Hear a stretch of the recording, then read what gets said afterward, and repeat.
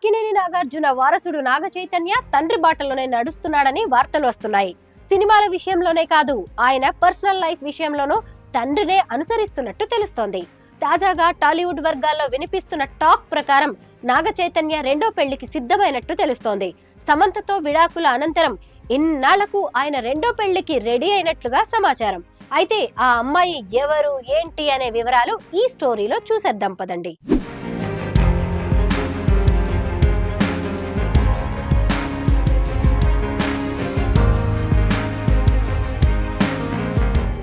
Tollywood young hero Naga Chaitanya తండ్రి నాగార్జున ప్రోత్సాహంతో ఇండస్ట్రీలోకి అడుగుపెట్టిన తనకంటూ ఓ ప్రత్యేక గుర్తింపు తెచ్చుకున్నారు. జోష్ చిత్రంతో సినీ పరిశ్రమలోకి అడుగుపెట్టిన అనంతరం రెండో చిత్రం ఏ మాయ చేసావే చేశారు. ఇక ఈ చిత్రంలోనే సమంత హీరోయిన్ గా ఎంట్రీ ఇచ్చింది.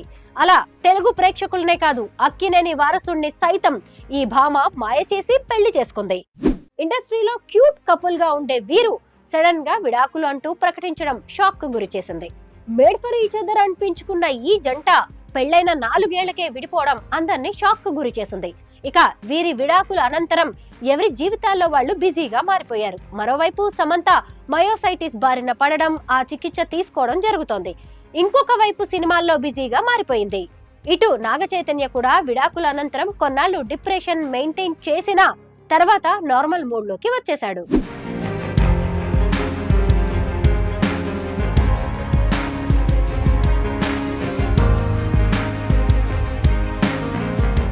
అయితే నాగ చైతన్య గురించి ఇప్పుడు ఇంకో హాట్ టాపిక్ నడుస్తోంది.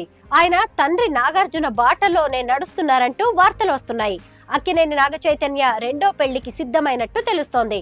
గత కొద్ది రోజులుగా నాగ చైతన్య రెండో పెళ్లిపై సోషల్ మీడియాలో ఎన్నో రూమర్స్ వస్తున్నా ఇప్పటి వరకు చైతు స్పందించలేదు. అక్కినేని నాగార్జున మొదటి భార్య కుమారుడు నాగ చైతన్య విడాకుల తర్వాత రెండో పెళ్లంటూ ఎన్నోసార్లు రూమర్స్ వచ్చాయి.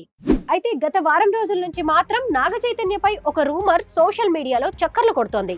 అదేమిటంటే ఆయన రెండో పెళ్లి చేసుకోబోతున్నారని సమాచారం. అయితే ఇప్పటికే నాగ చైతన్య శోభిత ధూళిపాళ్లతో ప్రేమలో ఉన్నారంటూ వార్తలు వచ్చినా అందులో నిజం లేదని ఇద్దరు క్లారిటీ ఇచ్చేశారు.